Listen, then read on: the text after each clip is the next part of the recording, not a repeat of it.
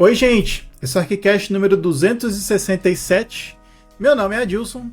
A gente volta para a nova temporada de 2026 e com uma pergunta. Qual a perspectiva dos arquitetos para esse ano? Uma reportagem feita pela revista Design colocou esse questionamento para arquitetos importantes no cenário mundial e as opiniões mostram um cenário pessimista.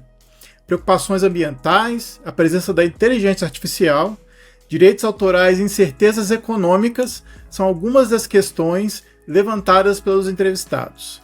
Será que a nossa realidade é diferente? Como é que esses conflitos nos ajudam a nos preparar para o ano que está por vir?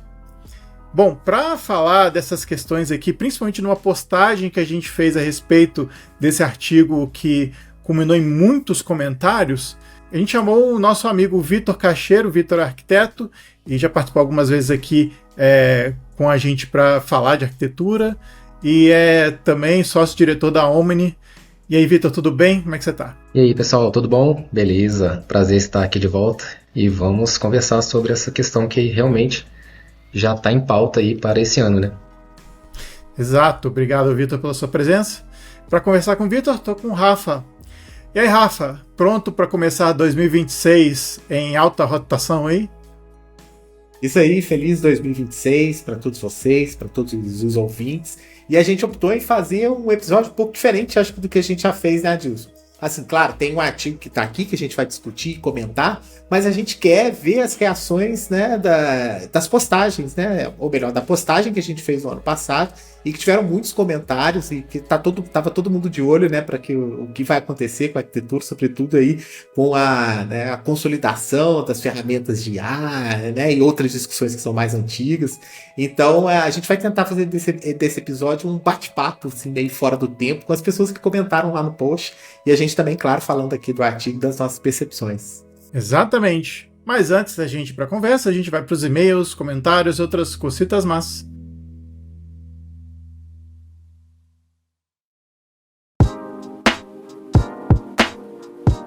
Voltamos com mais uma leitura de e-mails, comentários e outras cositas más. A primeira leitura de 2026. Estou aqui, como sempre, com o Rafa.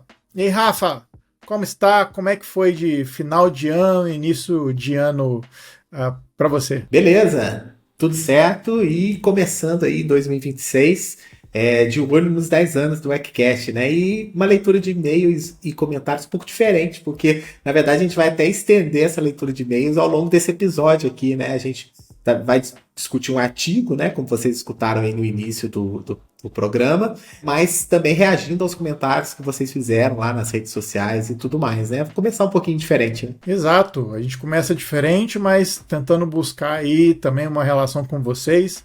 E claro, uma discussão que começou no Instagram e bombou pra caramba. A gente falou, vamos aproveitar a oportunidade de falar também com quem tá ouvindo a gente, com quem tá seguindo a gente, certo? Isso aí, ó.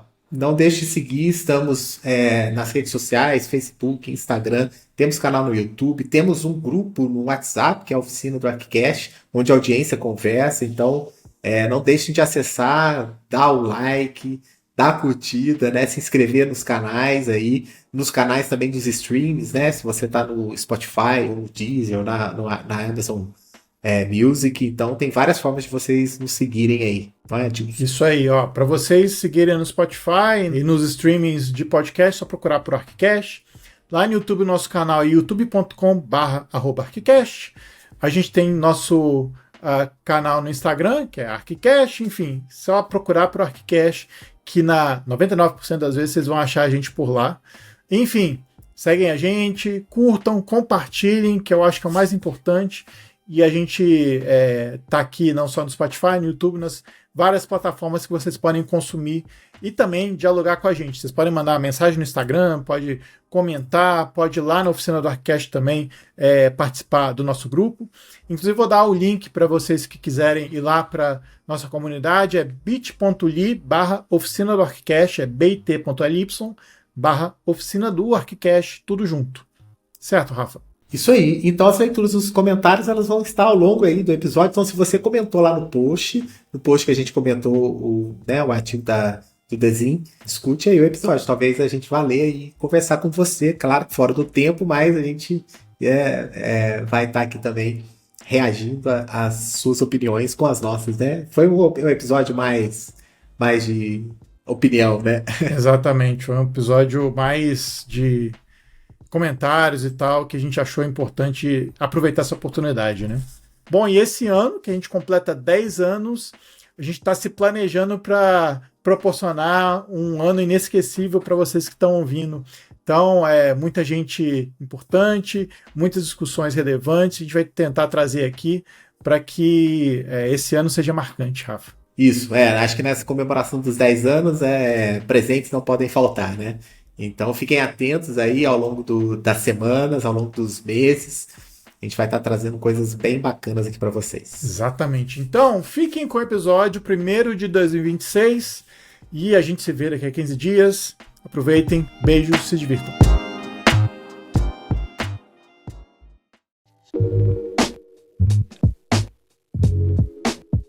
Bom, para começar a conversar sobre esse assunto, eu queria de vocês a percepção do artigo que vocês tiveram, se vocês acharam o artigo bom ou ruim, e que comentários vocês têm para fazer dele. Vitor, o que você achou do artigo? Eu achei interessante porque, de certa forma, ele vê essa reação meio negativa mesmo, né? Desse entendimento de como vai ser a arquitetura no futuro e tudo mais. Você tem dois lados, né? Porque ao mesmo tempo que a gente está falando de sustentabilidade, questão ambiental, materiais, identidade da arquitetura, né, e inteligência artificial, tudo no mesmo balaio, vamos dizer assim, né, que faz parte mesmo, a arquitetura é isso tudo mesmo, né, ou seja, você abrange muita coisa. E eu vejo o seguinte, tem coisa que a gente não tem como lutar contra, né? A tecnologia, a IA está aí, a gente não pode deixar de utilizar as ferramentas, mas ao mesmo tempo eu vejo que, não só com a IA, tá? Tô falando até de alguns tempos para trás, assim, eu vejo que a galera, né, os arquitetos mesmo, tô falando de uma forma geral, não né, a gente sabe que tem as prateleiras de arquitetura no mundo, né? O arquiteto, os tops, né, medianos, falando de uma forma geral. Parece que a identidade meio que deu uma pasteurizada, assim, sabe? Todo mundo muito projetando muita coisa igual, tal. Tô falando de uma realidade até nossa mesmo, né? Local, assim, vamos dizer. Então você tem essa questão de identidade, questão de sustentabilidade, IA nesse meio todo. Então eu penso assim, a IA, ela tem que ser usada para a gente facilitar o trabalho e não criar uma identidade projetual ou eliminar, né, certos, vamos dizer, métodos de projetar mesmo, né? Eu acho que a identidade do arquiteto tem que permanecer, né, local, seja uso de materiais, né, que a gente vê, que na reportagem até fala, né, também. Até vi outros artigos também sobre o mesmo tema falando disso, né, que vai ficar muito forte essa questão de você englobar outros temas na arquitetura, fazer uma coisa mais ampla, né. Eu acho que foi legal para ver esses dois lados, assim, né, esse pessimismo de que a arquitetura está em baixa, né, que estamos entrando num momento aí não muito legal, mas ao mesmo tempo eu vejo que essas ferramentas vão ajudar a gente a trabalhar o projeto de arquitetura, urbanismo que seja, né? Então, eu acho que assim como quando surgiu o Uber, por exemplo, o pessoal falava mal do Uber, que esse não vai dar, né? Quem é resistente nunca vai aceitar, né? Mas o negócio está aí e ficou e vai ficar, não tem como. Então, a gente tem que saber trabalhar as ferramentas, mas ao mesmo tempo não deixar que isso tome conta da identidade do projeto, ou seja, das ideias, da concepção, da individualização. Bom, não sei se eu fui muito prolixo, mas foi o que eu pesquei assim, de mais relevante, sabe? Pois é, Rafa. Você acha que esse artigo tem uma certa coerência do que a gente vem conversando por aqui? Ou você acha que foi um artigo meio polêmico por nada, assim? Porque às vezes assim, tem um arquiteto, principalmente o cara do OMA, que é o Rainier de Graaf, que deu umas declarações mais polêmicas, digamos assim, de um pessimismo muito grande, né? Sim, sim. Então, o artigo veio aí tomado de pessimismo, né? Mas assim, voltando a essa pergunta, o que, que eu achei de uma maneira geral do artigo, tem algumas coisas curiosas. Primeiro, assim, acho que o desafio nosso aqui é fazer meio que também um recorte assim, para a nossa realidade. Né? A gente está falando aqui dos escritórios do OMA, né, holandês, do chinês MED, do Sildorf Architects, né, que é de Nova York, o de Londres, né, que é o Minting Architects, e o indiano, um escritório indiano. Então, assim, a gente está com recortes muito específicos. Mas é curioso porque, assim, de uma maneira geral, todos eles tocam na questão do trabalho, né? Nessa discussão, assim, por que já não tem mais grandes escritórios, equipes colaborativas, né? Parece que tem, assim, uma coisa das corporações também assumindo um pouco esse trabalho com arquitetura numa escala global. Fala dessa preocupação, né, com a IA e de como que esses mecanismos ainda estão sendo absorvidos pela produção, mas eu quero destacar aqui o que mais me chamou a atenção de todas as falas foi o escritório chinês do MED, acho que é o Ryan, né? E ele tem uma frase que ele fala ali que é bem interessante, que ele diz o seguinte: nosso objetivo é definir uma nova imagem do arquiteto que tenha ressonância no mundo atual. Isso eu achei bem interessante, porque eles estão fazendo projetos em Roterdã, estão fazendo projetos em Los Angeles, né, eles são um escritório chinês, e eles descreveram uma coisa curiosa, que eu acho que para a realidade chinesa deve ser, acharam bem interessante trabalhar com os governos municipais, né? É a instância de governança que está mais próxima da população e entender as demandas locais, e isso ressoou neles assim como a necessidade de se ter equipes interdisciplinares, né? Então, assim, a arquitetura lidar com outras frentes de trabalho, isso é bem interessante porque a gente está muito preocupado assim, na parte produtiva, né? Da arquitetura, assim, da linguagem da arquitetura, dos métodos e processos, e é interessante, ele traz à tona assim, uma preocupação que opa, peraí, né? Como é que a gente vai lidar com essas realidades locais e tal, e achei isso interessante do ponto de vista assim, do escritório chinês, né? Mas assim, tem várias coisas que a gente vai poder comentar aqui ao longo do bate-papo, mas de uma maneira geral, assim, realmente o artigo tem um tom pessimista. E aí, Adilson, o que você achou, assim, sobretudo dessa visão aí que o... Do Reinier de Graaf, né? Do René Sociedade. de Graaf. É isso. Que ele talvez tenha sido mais pessimista, né? Você vai mais ou menos que junto com ele, ou o que mais você percebeu aí? Médio. Eu acho que assim, eu acho que a fala do De Graaf, ela é polêmica, assim como o Oma é muito polêmico nessas questões, né? Rincurs é um cara muito crítico, né? E eu acho que ele acompanha o tom do Oma nesse sentido. Então ele fala, inclusive, num contexto que ele tem inserido do Star Architect.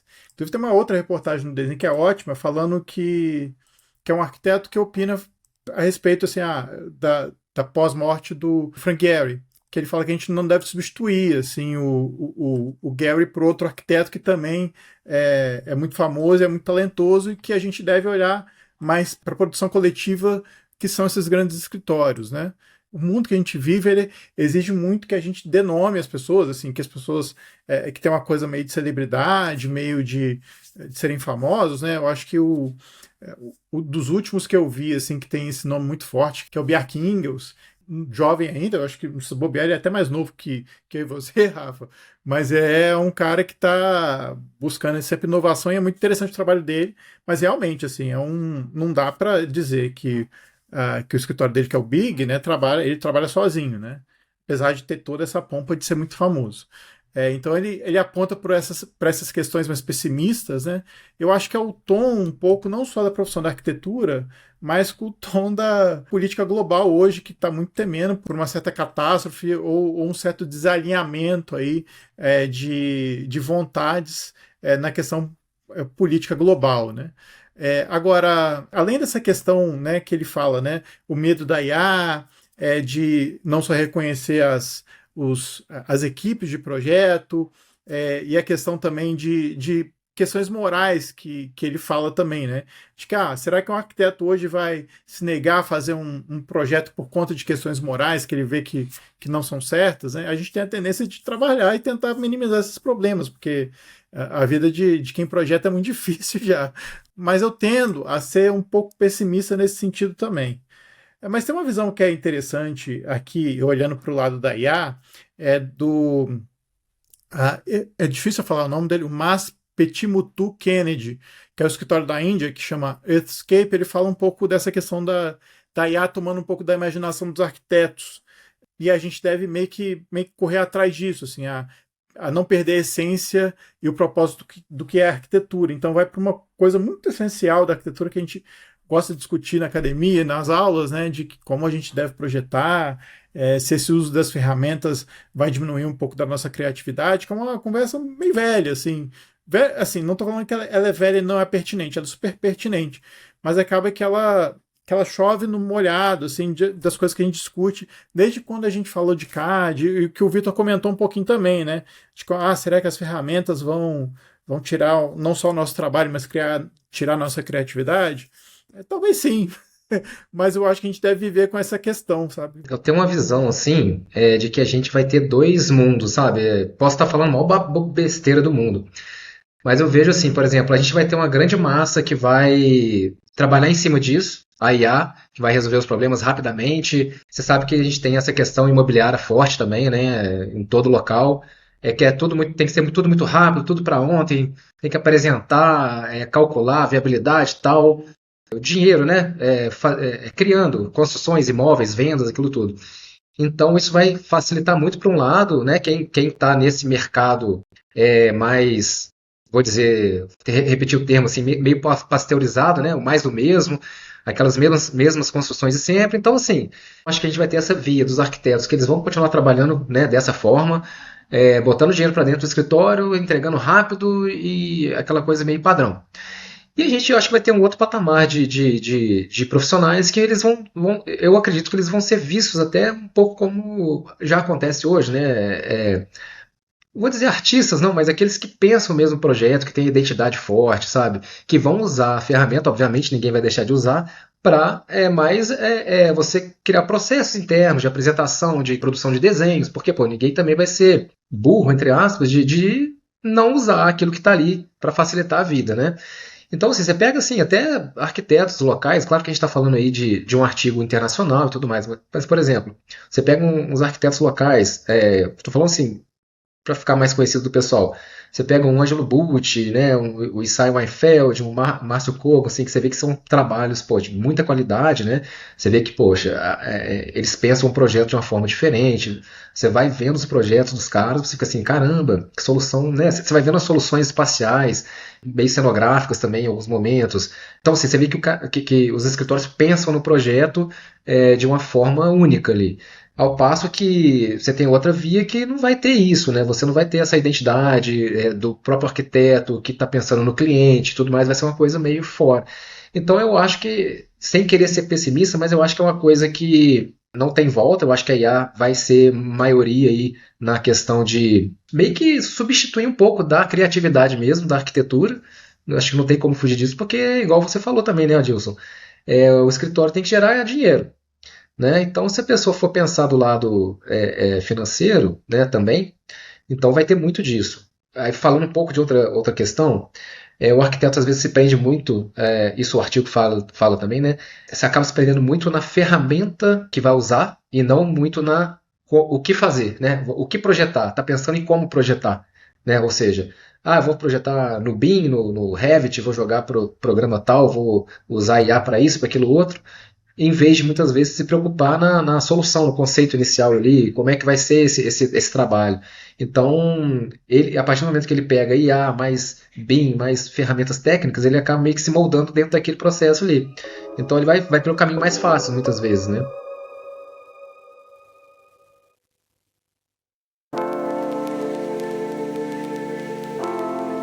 Eu estava vendo os comentários aqui que tiveram no post, né? E também um pouco da minha opinião, acho que um pouquinho sobre isso. Essa questão da criatividade e da IA, e assim, pelo menos a minha leitura disso é a questão da velocidade, né? Então, assim, a ferramenta que trouxe muita velocidade para um processo que a gente chama de criativo, mas que a IA tem a capacidade de fazer muitas combinações, né?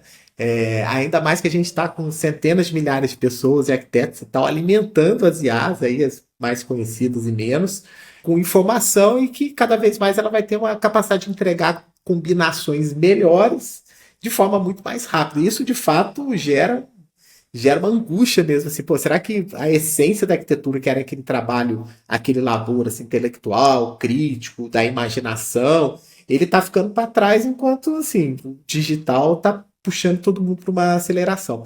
E aí, essa minha percepção, assim, eu acho que tem muito a ver com a velocidade, né? Que a IA entrega velocidade para um processo que demanda, poxa, tentativa, erro, né? Insights, né? Que às vezes um projetista tem na medida em que ele vai lidando com o problema, enfrentando outros problemas. Então, assim, a gente está ficando acostumado a ter respostas muito rápidas e imediatas, né? E isso é muito oposto ao que é a clássica formação da arquitetura. Aí eu já vou aproveitar e já vou fazer o bate-bola aqui com os comentários, né? O Kleber Malheiro aqui, o arroba dele é arroba Kleber com K, Kleber MCEP. Kleber Malheiro escreveu assim, ó, o arquiteto tem que imprimir sua personalidade e emoções no projeto. Dito isso, a arquitetura atual está sem vida e propósito por conta desses inúmeros programas de IA que estão se proliferando por aí. Não sou contra o progresso, muitos desses programas são necessários, aí entra essa parte econômica, né, que o Vitor citou, mas ainda o arquiteto precisa ser o indivíduo norteador de todas as etapas projetuais, e essas ferramentas apenas como suporte. Vocês concordam com isso? Acho que é um pouco do que a gente está falando, né? Eu concordo. Assim, você estava falando da IA ali agora, eu ia até comentar. Eu participei de um workshop de um fim de semana de inteligência artificial na arquitetura. Cara, assim, eu acompanho, vejo, né? Tô sempre vendo, fuçando e tal, mas assim, eu confesso que eu fiquei assim, meio embasbacado com o que você pode fazer em muito pouco tempo. Porque assim, uma coisa é você ver ali e tal, você sabe que existe, uma coisa é saber como fazer. Assim, são ferramentas que você usa até gratuitas, muito fáceis de usar e dão um resultado assim fenomenal. Eu mesmo fiz, claro, no workshop você vai fazendo sozinho algumas coisas, né? Eu falei assim, caramba, cara, isso aqui, coisa assim que você nunca vai fazer em 3D Studio Max, outras ferramentas assim que a gente usava pouco tempo atrás, né? É tudo prompt, né? Nesse workshop que eu participei, prompt disso, prompt daquilo, você tem textos prontos. O chat GPT, ele cria, assim, eu tô falando do que eu fiz, ele cria vários, ele coloca os nomes lá, né? Que você joga o que você quer realizar de prompt naquele indivíduo lá, vamos supor, naquele avatar lá, sei lá. Ele gera o que você quer, ele cria um prompt mega detalhado daquilo que você quer, de acordo com o tema que você quer, para você jogar na IA para fazer o que você quer lá de imagem, de pós-produção, de cena. Cara, é incrível assim. Você faz, por exemplo, você pega um render, cara, você pega uma imagem, você cria cenas de vários ângulos dentro daquele espaço e faz vídeos profissionais, assim, dá zoom, tira foco, sabe? Então, assim, como apresentação, como ferramenta de trabalho, de processo, é incrível realmente, sabe? O lance é aquele, né, que até o comentário diz aí, né? Até onde você vai usar isso para expressar o que já veio antes, que é o projeto concebido, ou até onde você vai fazer aquilo tudo uma coisa só, né? Vai botar a IA para trabalhar a seu favor e criar para você. Porque tem isso também, você tem um ambiente lá no papel em branco, você põe o prompt lá do que você quer, ele cria lá, coloca tudo para você. O que você quer projetar naquele espaço, sabe? Então, assim, é uma coisa meio de maluco mesmo, assim, sabe? Tem essas questões da IA, é impressionante como elas pegam as pessoas pelo pé mesmo, né? Porque parece que assim, que você é formado para criar e a IA tá meio que roubando essa função que você tinha que era essencial no projeto. Eu tenho outros questionamentos, assim, eu acho que o principal questionamento, eu acho que passa pela relação que o arquiteto tem com ser arquiteto. A gente fala muito que o arquiteto hoje, principalmente no Brasil, né? Não precisa ser aquele cara que tem um escritório, ele pode trabalhar em várias vertentes e em campos de trabalho muito ricos também, não só de criatividade, mas de gerência. E eu fico me imaginando, ou imaginando também a profissão, quer dizer, eu gostaria muito que a arquitetura ou os arquitetos se postassem mais como gerentes, como gerenciador, não gerentes na coisa meio corporativa, mas gerentes daquilo que está sendo feito, sabe? E eu acho que a gente poderia estar ampliando essa ideia de gerenciamento das coisas e das construções de uma maneira mais ativa. Eu acho que assim, a impressão que eu tenho é que os escritórios que têm um pouco mais de experiência viram que isso é a melhor estratégia, porque você acha que você, nesse sentido, você começa a dominar o que você constrói e consegue também gerenciar aquilo que na obra às vezes é colocado como agente subserviente a pessoas que eventualmente não tenham tanto conhecimento como a gente que fez 5 anos. Por exemplo, é impressionante como, por exemplo, um jovem arquiteto, perto de um mestre de obra que vai discutir alguma questão, assim, ele perde muito, assim. E eu fico pensando que a formação também é defasada. Enfim, tem uma série de questões, eu acho que na formação assim, do arquiteto que poderiam ser revistas. E aí eu tenho vários outros questionamentos em cima disso, como por exemplo, então, beleza, então o arquiteto deveria ser ensinado a várias outras coisas, como por exemplo, gerenciamento de obra, ou às vezes uma coisa que a gente fala também é exigência de estágio. Essas coisas são cruciais, e a gente fica, às vezes, sempre comparando a gente com um cara que faz medicina. Eu não sei se essa comparação, às vezes, ela é correta ou ela não é relevante, ela é, mas não sei se assim, a gente está comparando dois pesos, duas medidas. Às vezes eu acho que a gente fica comparando com a medicina e eu não sei se a comparação é justa, sabe? Mas de qualquer maneira, eu acho que assim, essa comparação, acho que ela busca também uma melhor valorização da nossa profissão, eu acho que isso é válido. Mas eu acho que se bota também nos arquitetos um papel muito redentorista de que os arquitetos deviam fazer acontecer e tal, e é muito difícil, né? Ainda mais num campo muito competitivo e que envolve muito dinheiro, que é a construção civil, né? Eu falei muito, eu não dei muita conclusão, mas é um pouco parecer que eu vi aqui. Inclusive, é um comentário que eu achei que acho que é Marcos Oassuna. Ele fala o seguinte: importante definir em que cidade podemos atuar, ser útil na cidade existente com todas as contradições ou na futura, mas já em transformação. Ele continua. Outro aspecto curioso e lamentável é que existe em vários países uma quantidade imensa de profissionais que não têm oportunidade nenhuma no mercado de trabalho, que poderão ser úteis para reduzir os sérios problemas de planejamento urbano e ambiental. Também na academia, vários mestres e professores doutores estão encurralados em um funil de concursos públicos, universidades federais que aprovam 1 a 3 candidatos por década. No campo autônomo, a concorrência desleal na selva de pedra traduz o salve-se quem puder. Então, a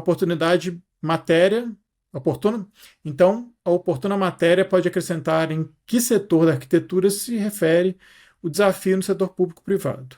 A escala de atuação também é outro indicador relevante, se é na escala do edifício urbano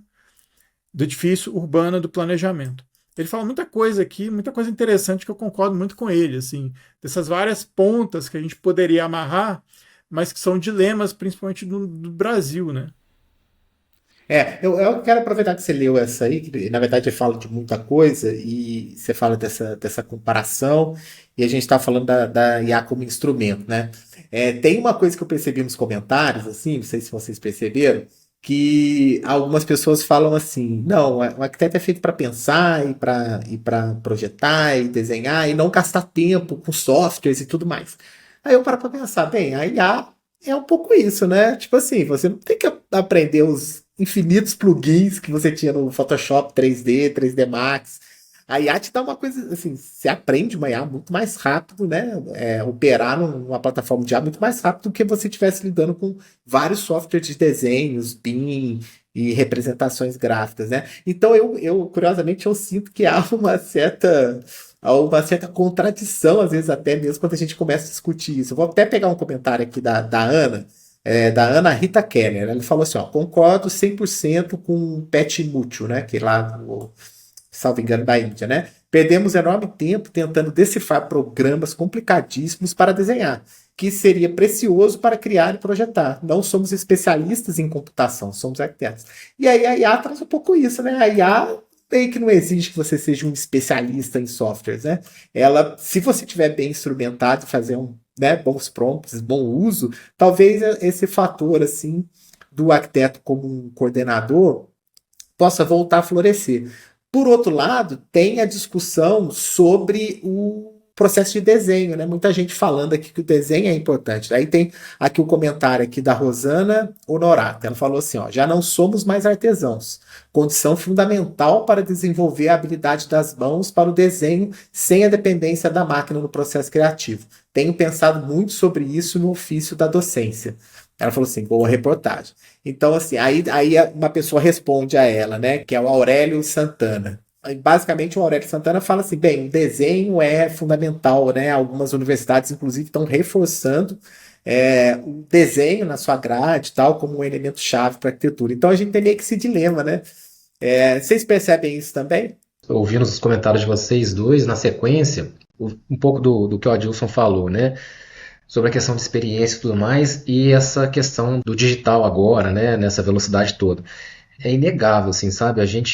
Pô, trabalho com obra, né? A gente está aí 21 anos no mercado, então, assim, eu sou arquiteto, mas, né? Muitas obras desenvolvidas aí também. E você vê que é um campo assim que você tem que ter o domínio também, sabe? Não adianta você também só saber projetar ali e não entender o outro lado, né? Que é a viabilidade mesmo da construção, a experiência no canteiro de obras, né?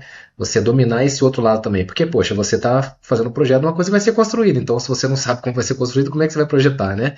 Então, essa experiência, ela é muito válida.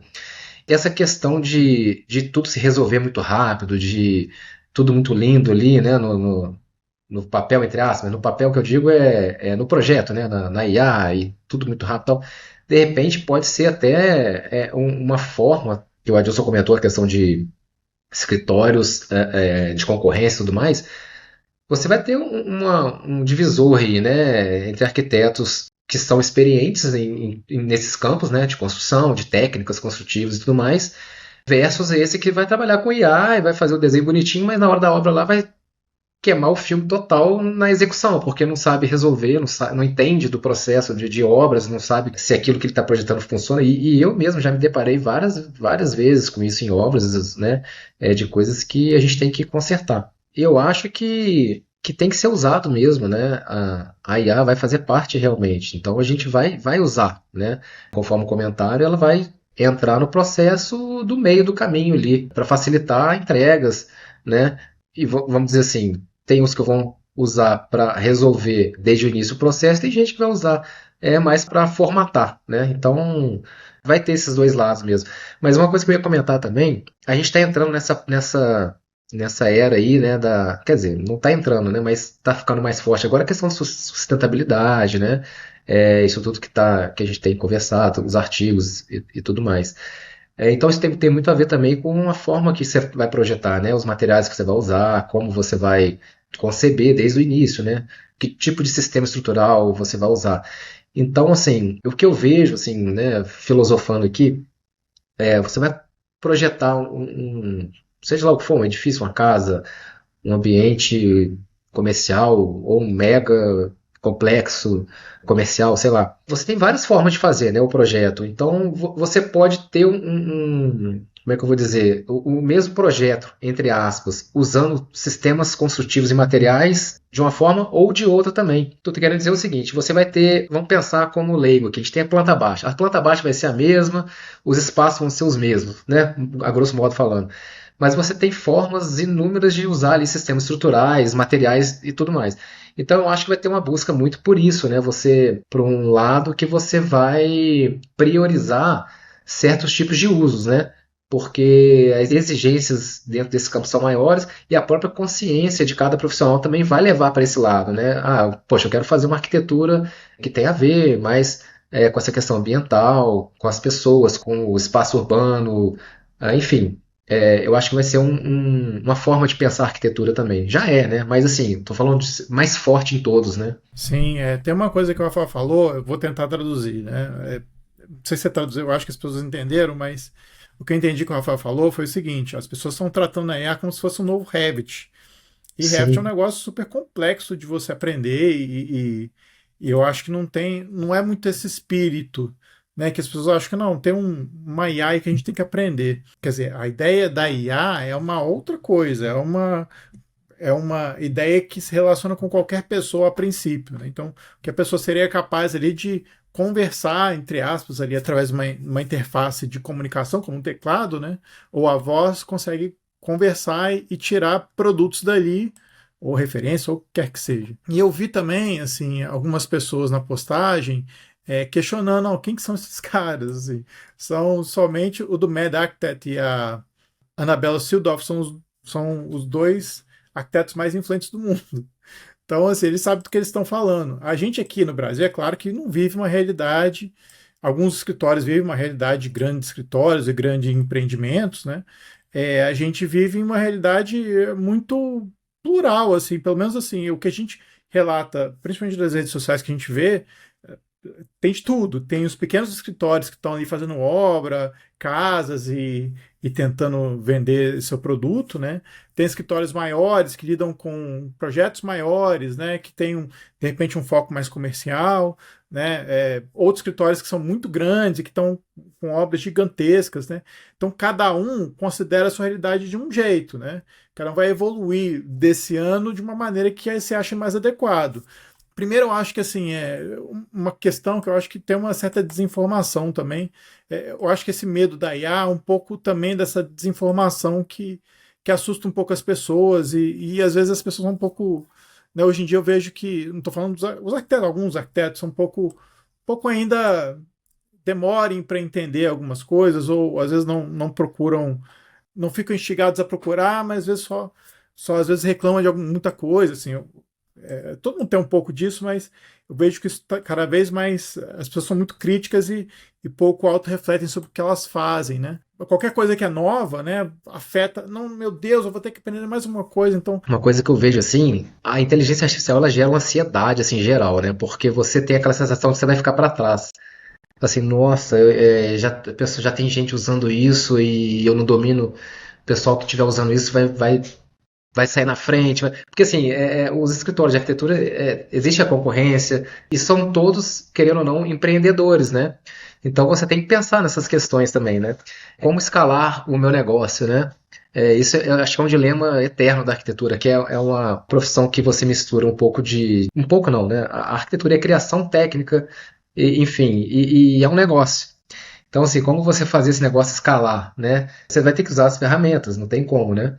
Gera essa ansiedade também, né? De como fazer o escritório crescer. Aí entra a questão de velocidade, né? De produção. Eu acho que inevitavelmente cai nessa questão de velocidade sempre, né?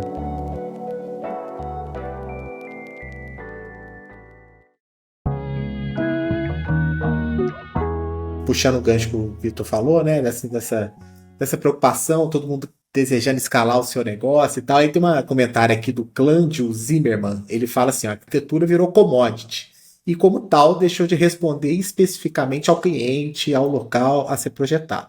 Passou de ser peculiar e inovativa para responder a uma planificação internacional, estilística ou criativa, muito por influência digital. A arquitetura sempre foi crítica, mas com fundamentação teórica e técnica. Não é a falta de essência, sim a falta de estudo. Então, assim, o Clândio, né? Clândio, acho que é assim que fala, né? O nome Clândio Zimmermann aponta que as ferramentas potencializaram esses dilemas, né? Então, assim também como trouxe velocidade, essa característica de commodity está ficando cada vez mais evidente, né?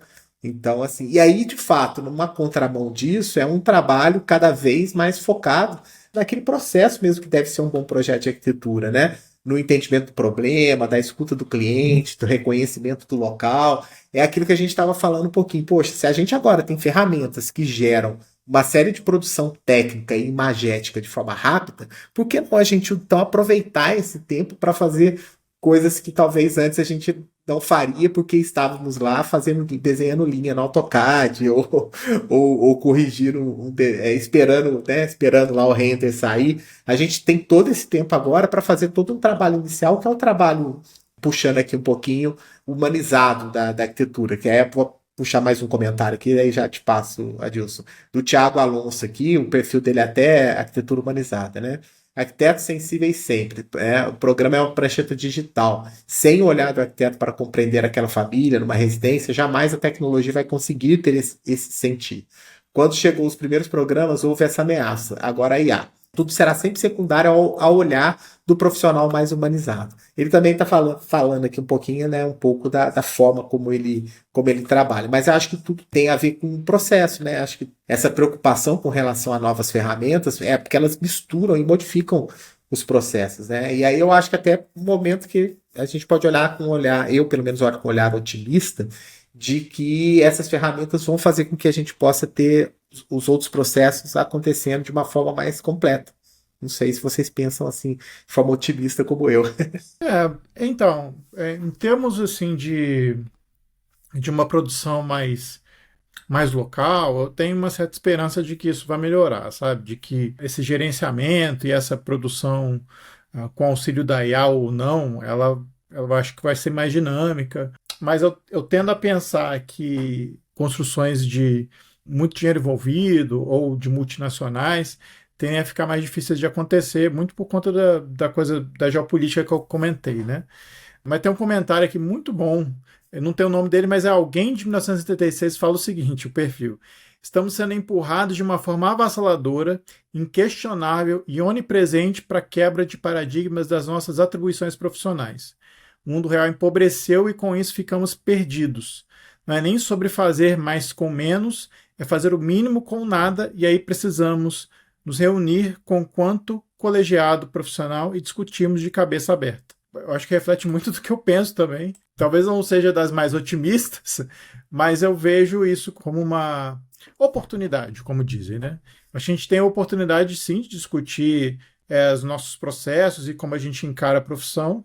Eu acho difícil a gente ficar também nesse marasmo de ficar só reclamando. Eu acho que a gente, nesse meio de concorrência e de, né, não perder tempo, né, eu acho que a gente vai precisar correr atrás disso, até porque senão, né, a gente não vai ser aquele que vai conseguir, né, estar no mercado de trabalho e na concorrência também.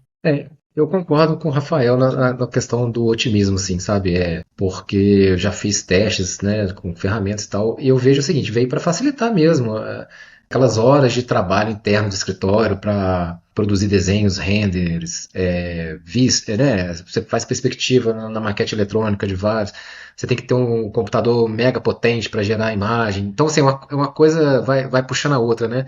Você tem que ter uma infra maior, você tem que ter mais pessoas no seu escritório para fazer as coisas. Então, assim, de certa forma, você pode diminuir um pouco as estruturas mesmo, sabe? E fazer um trabalho muitas vezes até melhor, né? Vamos dizer, nessa parte de representação, a parte que a gente precisa também, né? A arquitetura tem representação, a gente tem que ter esse processo interno. Então eu vejo como otimismo, assim, você queima muitas etapas e muitos custos também, né? Agora tem um outro lado que eu vejo, eu estava refletindo sobre isso, um negócio meio que para jogar na mesa aí, né? A questão de sustentabilidade tem muito a ver com energia também, né? Gasto de energia, como essa energia é gerada e tal. A IA também, você não tem o seu computador potente, mas em algum lugar do mundo lá alguém está gerando essa imagem para você, né? Então você vai ter milhões de pessoas usando a IA para tudo. Como é que essa sustentabilidade também, estou falando até de outra, né, que me veio aqui, né, a gente está falando de projeto, de construção e tal, mas essa sustentabilidade em termos de uso de ferramentas de IA lá na ponta, né, quer dizer, lá na fonte. Como que isso funciona, né? É o que eu vejo de reportagem, eu costumo acompanhar, a gente está tendo hoje uma demanda gigante por memória, por chip de memória RAM, memória específica. Então, se você for ver o preço da memória RAM hoje em dia está caríssimo, isso é um negócio absurdo. E essa exigência de matéria-prima da indústria só produzir para essas grandes fazendas de processamento que essas grandes empresas têm, né? A gente vai sofrer um pouquinho em termos de tecnologia, assim, provavelmente vai baratear. Há um impacto, claro, na sustentabilidade em relação a isso. Primeiro, a questão do armazenamento, da quantidade de coisas tendo que ser produzidas para isso crescer. Muito do campo tecnológico fala que existe uma bolha de IA, né? Tem muita IA aí, e as coisas tendem a diminuir ou a ficar mais concentradas nas melhores ferramentas, mas eu acho que é um caminho sem volta, infelizmente. Eu acho que a bolha ainda tem que estourar para a gente acalmar com isso ainda. E assim, até diziam que no passado, né, que as IAs utilizavam muito da água, mas é uma água de resfriamento, ela não é utilizada para virar outra coisa, né? Mas assim, há consequências realmente sustentáveis nisso, né? Então, até para construir essas fazendas, você precisa de arquitetura, imagino eu.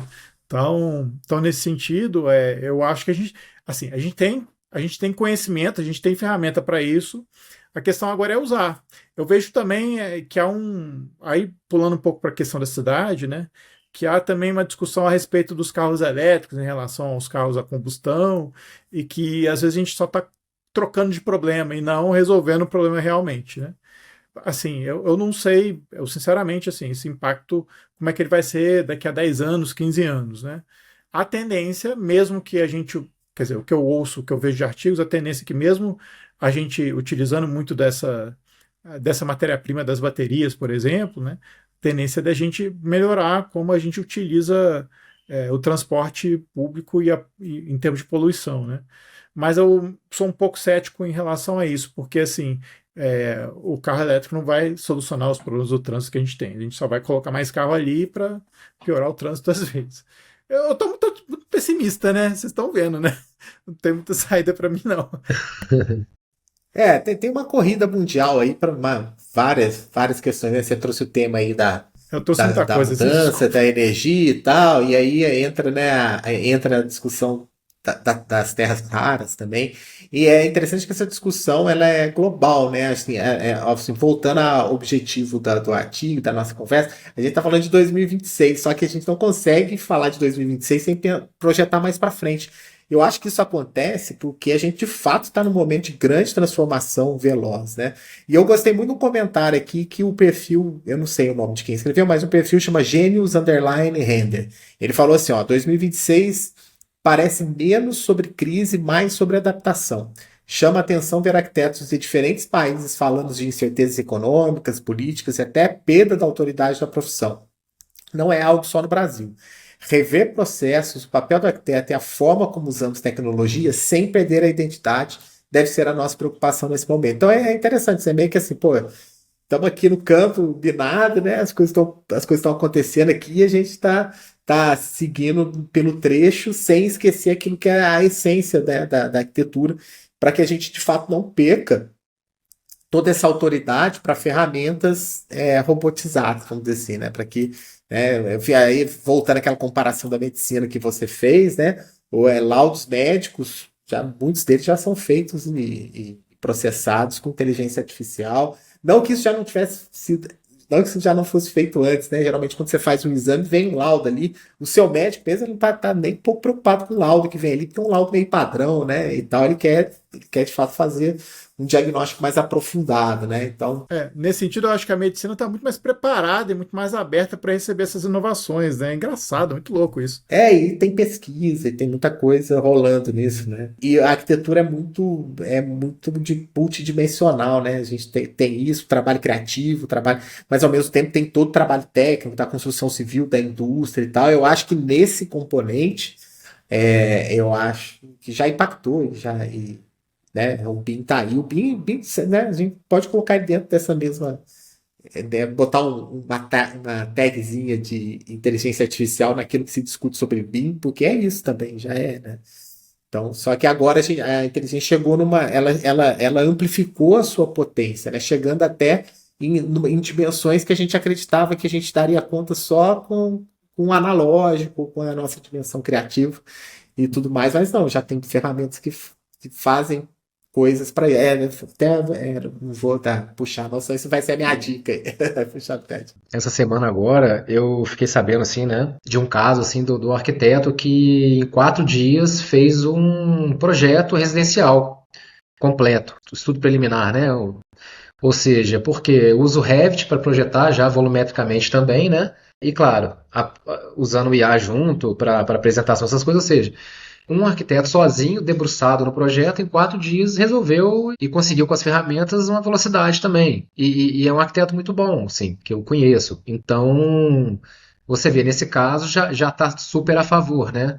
Você está usando as ferramentas com uma pessoa que é muito boa, né, de criação, de projetos e tudo mais, e facilitando a vida, né? Então, vamos dizer assim, é o que eu vejo do lado otimista, né? Agora é engraçado como o Rafa falou, né? Tá, a maioria das pessoas estão muito preocupadas assim, com a questão do desenho e tal. Tem uma questão da formação que a gente não falou aqui muito, conversando com outro professor, né? Falando assim que teve uma geração que ainda está em formação agora, que passou pela pandemia no ensino médio, uma nova geração, não sei se é geração, mas uns meninos mais novos que não tiveram esse impacto tão grande no efeito da pandemia. E é curioso como esses alunos assim são mais interessados e tal. Pode ser que daqui a alguns anos a gente sinta um impacto positivo disso, porque eu acho que a gente ainda está reverberando a coisa da pandemia, de um certo pessimismo e de uma alienação para as coisas, sabe? É uma percepção meio que eu tenho nos formandos. Eu acho que a tendência talvez seja que a produção que os novos alunos ou os novos formandos venham melhorando, espero eu, né, para profissionais mais interessados, mais inquietos, sabe? E assim, a gente vê, apesar disso, a gente tem uma nova geração de arquitetos aí na faixa dos 30, 40 anos, mais novos, que estão buscando coisas, assim, que são excelentes arquitetos, e que eu acho que a geração de arquitetos brasileira, principalmente, né, tem buscado essas coisas assim do local global, de pequenos projetos que às vezes dão muita diferença no seu entorno e que tem sido valorizado, sabe? Eu acho super interessante, eu vejo isso nas premiações a projeto, do IAB, como isso vem tendo impacto, assim, e que projetos são não só muito eficientes, muito bonitos, assim, e tem uma geração brasileira que é muito boa, né? Queria aproveitar que você falou de geração de 30, 40 anos, vou fazer uma conta de padaria aqui. Está 2026, 40 anos, essas pessoas nasceram em 1986, certo?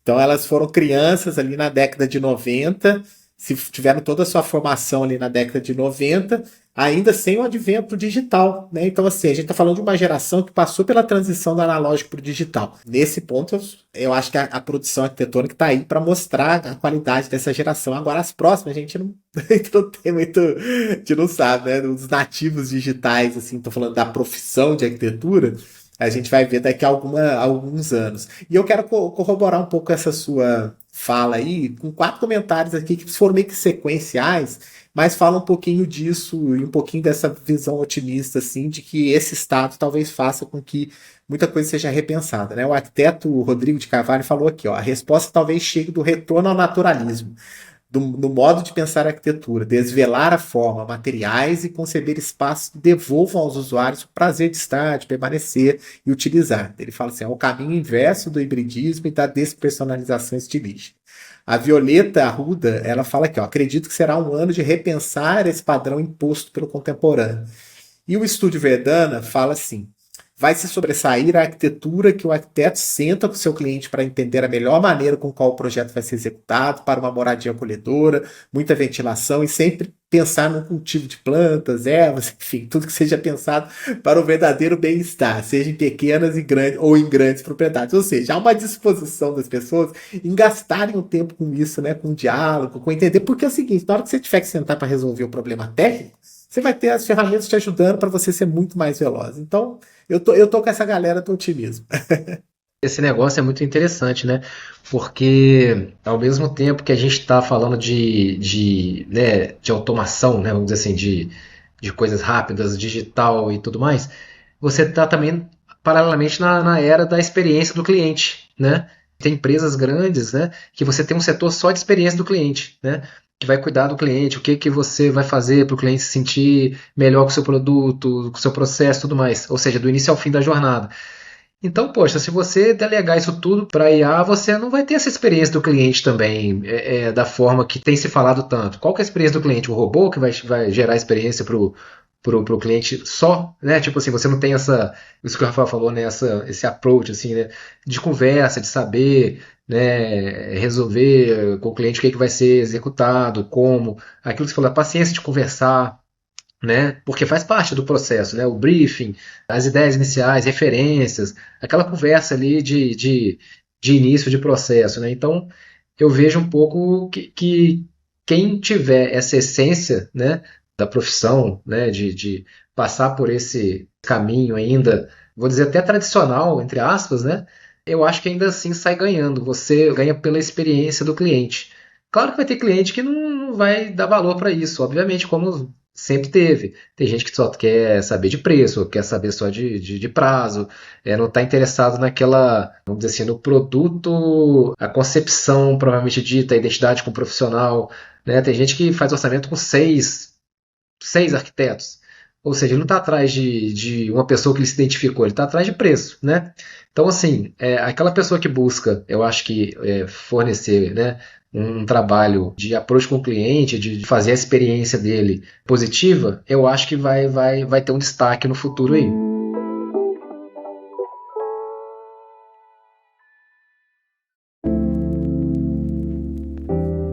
pessoal, acho que a gente vai encerrando o papo aqui, mas, como sempre, a gente vai fazer a nossa rodada de dicas aí pelos convidados.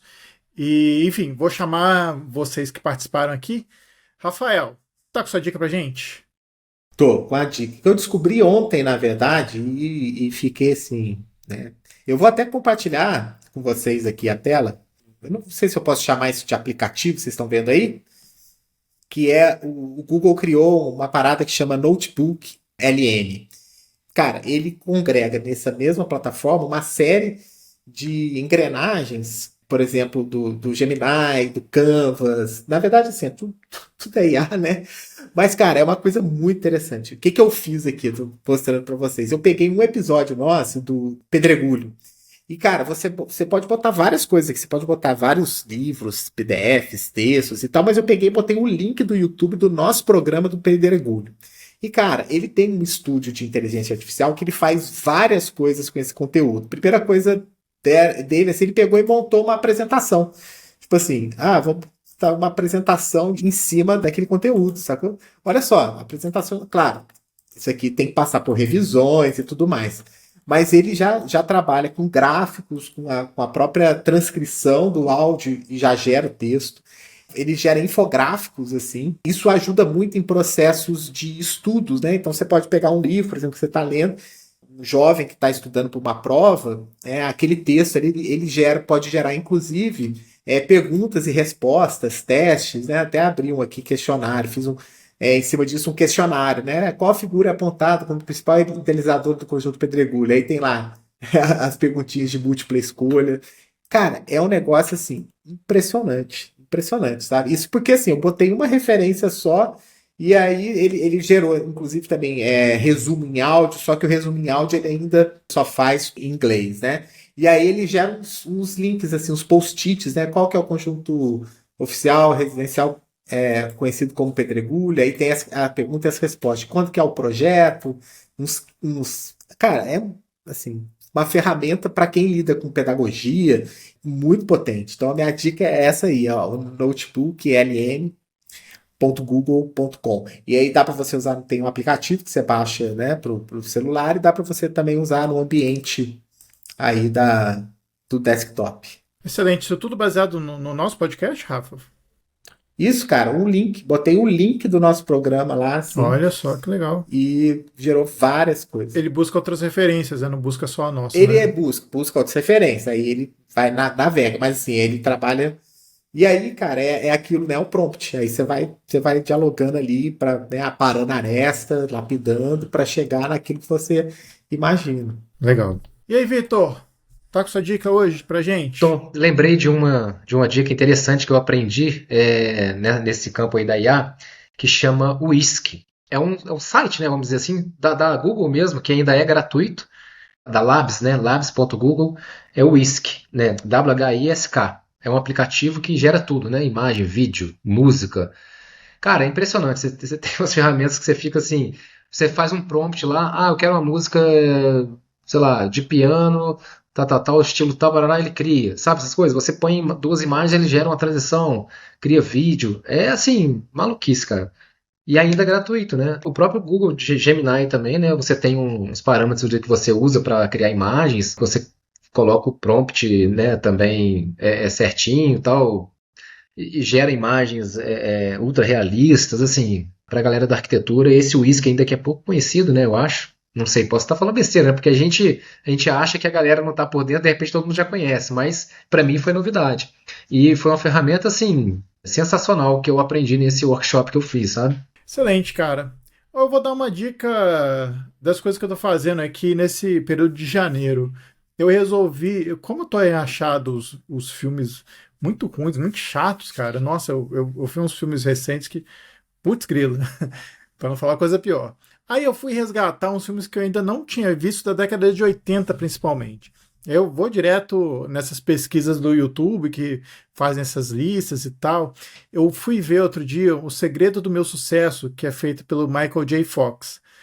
É um filme divertido, assim, porque ele fala que é um garoto que sai do Kansas, faz faculdade e vai tentar a vida em Nova York.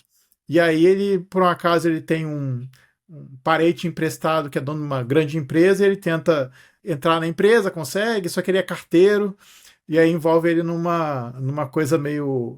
uma baita confusão, como diria a Sessão da Tarde. E é legal porque tem uma coisa... Eu gosto não só pelo enredo, mas pela estética da coisa, assim.